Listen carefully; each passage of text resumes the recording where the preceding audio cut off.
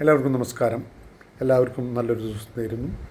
അതോടൊപ്പം തന്നെ നമ്മൾ ഇന്നലെ പറഞ്ഞത് consistency will give you confidence, confidence will give you success എന്ന് പറഞ്ഞു. അപ്പോൾ നമ്മൾ കൺസിസ്റ്റൻസിനെ പറ്റി പറഞ്ഞു. ഇനി കോൺഫിഡൻസിനെ പറ്റിയിട്ട് നമ്മൾ പറയാൻ പോകുന്നത് നമ്മളുടെ ആത്മവിശ്വാസം, നമ്മുടെ സെൽഫ് കോൺഫിഡൻസ്. മറ്റുള്ളവരെ കുറിച്ചല്ല, ഞാൻ എന്താണെന്ന്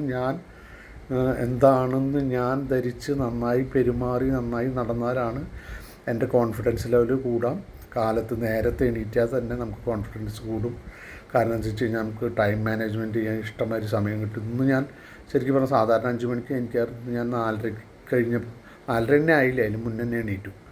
അപ്പോൾ വളരെ ഫ്രഷായി എല്ലാ കാര്യങ്ങളും കഴിഞ്ഞു, എക്സസൈസ് കഴിഞ്ഞു, അങ്ങനെയുള്ള കാര്യങ്ങളൊക്കെ കഴിഞ്ഞിട്ട് വീണ്ടും നമ്മൾ നല്ലൊരു കാര്യത്തിലേക്ക് വീണ്ടും കിടക്കുകയാണ്. ഇഷ്ടമായൊരു സമയം കിടക്കുക. 4:15 എണീറ്റ് കഴിഞ്ഞാൽ 9 മണി 10 മണി വരെ ഏകദേശം 5 മണിക്കൂറുണ്ട്. പിന്നെ അത് കൂടാണ്ട് നമ്മൾ എൻ്റെ ഒരു ദിനചര്യ വെച്ച് ഞാൻ പ്രഭാത കർമ്മങ്ങൾ കഴിഞ്ഞ് കഴിഞ്ഞാൽ പ്രാർത്ഥന കഴിഞ്ഞ് കഴിഞ്ഞാൽ പ്രാർത്ഥിക്കുമ്പോൾ തന്നെ നമ്മൾ മെൻ്റലി നല്ല കോൺഫിഡൻസ് ആവും, ഉറപ്പാണ്.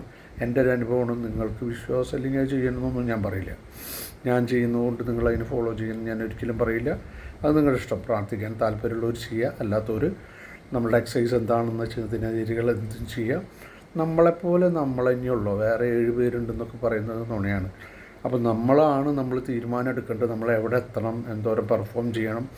അതിന് നമ്മളുടെ ആത്മവിശ്വാസം, അത് കോൺഫിഡൻസ് ശരിക്കും ഉയർത്തി കൊണ്ടുവരണം. എന്നാൽ തന്നെ നമുക്ക് സക്സസ് ആവാൻ പറ്റുള്ളൂ. അതിനാണ് നമ്മൾ കാലത്ത് നേരത്തെ എണീറ്റ് പ്രാർത്ഥന കഴിഞ്ഞ് എക്സസൈസൊക്കെ കഴിഞ്ഞ് ഫ്രഷായി നമ്മൾ കുതിര ഓടാൻ നിൽക്കുന്ന മാതിരി നിന്ന് അതേ ഒരു വളരെ എനർജിയിലും എല്ലാവരും കൂടുതൽ നമ്മൾ നമ്മുടെ ജോലി സ്ഥലത്തേക്ക് ബിസിനസ് എന്താ ചെയ്യുന്നതിലേക്ക് പോകുന്നു. അവിടെ നമ്മൾ പെർഫോം ചെയ്യുന്നു.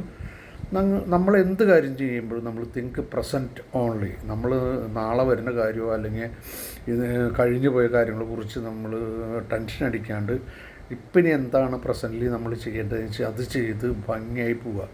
എല്ലാം ഫാസ്റ്റായിട്ട് വളരെ കൃത്യനിഷ്ഠയോടുകൂടി ചെയ്യുക. അതേപോലെ തന്നെ നമ്മളിപ്പോൾ ഭക്ഷണം കഴിക്കുകയാണെങ്കിൽ ഭക്ഷണം കഴിക്കുക, സിനിമ കാണണമെങ്കിൽ സിനിമ കാണുക, ഒരാളായിട്ട് ഇൻട്രാക്ട് ചെയ്യുകയാണെങ്കിൽ ഇൻട്രാക്ട് ചെയ്യുക.